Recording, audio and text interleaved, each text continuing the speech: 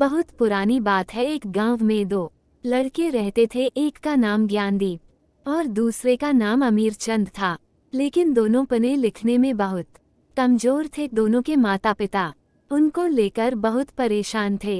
उन्होंने ज्ञानदीप और अमीरचंद को अच्छी शिक्षा देने के लिए बनारस भेज दिया। ज्ञानदीप और अमीरचंद ने बनारस में कुछ वर्ष रहकर अध्ययन किया। अब दोनों ही अच्छी शिक्षा ग्रहण कर विद्वान हो चुके थे। विद्वान होने के साथ ही उनमें इस बात का घमंड भी आ गया था कि वे बहुत विद्वान हैं।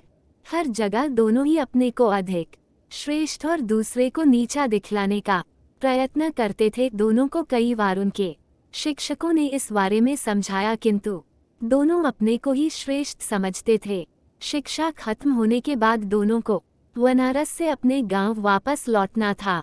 रास्ता बहुत लंबा था। चलते चलते उन्हें रात हो गई और उन्होंने एक गांव में अपना डेरा डाला। गांव के जमींदार को पता चला कि उनके गांव में बनारस के विद्वान आए हुए हैं। जमींदार साहब ने दोनों विद्वानों को रात्रि विश्राम और भोजन के लिए अपने घर आमंत्रित किया। ज्ञानदीप और अमीरचंद दोनों जमींदार के घर आ गए। जमींदार ने दोनों के रुकने की अलग अलग व्यवस्था की और स्वादिष्ट पकवान बनवाए। जमींदार पहले ज्ञानदीप के पास गया और हालचाल जाना। जमींदार पहले तो ज्ञानदीप से बहुत प्रभावित हुआ, किंतु अपने घमंड और अमीरचंद को नीचा दिखाने के लिए ज्ञानदीप जमींदार से बोला, अमीरचंद तो महामूर्ख गधा है। इतने दिन बनारस में रहकर भी वो कुछ नहीं सीखा और अभी भी गधा ही है। ज्ञानदीप की बातें जमींदार को अच्छी नहीं लगी।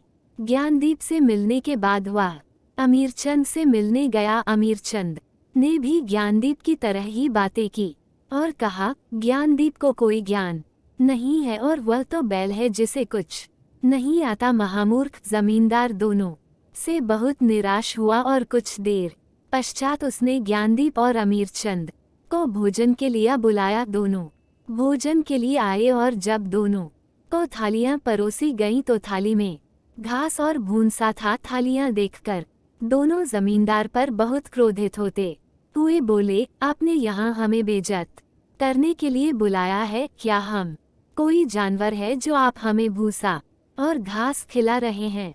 जमींदार हाथ जोड़कर बोला, मान्यवर, आप विद्वान हैं और मेरे मेहमान हैं। मेरा उद्देश्य आपके बेइज्जती करना नहीं है। आप दोनों ही विद्वान होकर एक दूसरे को बैल और गधा बोल रहे थे, इसलिए बैल और गधे का जो भोजन पसंद है मैंने आपको भी वही भोजन परोस दिया। जमींदार की बात सुनकर ज्ञानदीप और अमीरचंद को अपनी गलती का एहसास हुआ और दोनों ने एक दूसरे से क्षमा मांगी और जमींदार को धन्यवाद दिया। जमींदार ने भी दोनों को स्वादिष्ट पकवान खिलाए और दोनों की खूब आव भाव किया।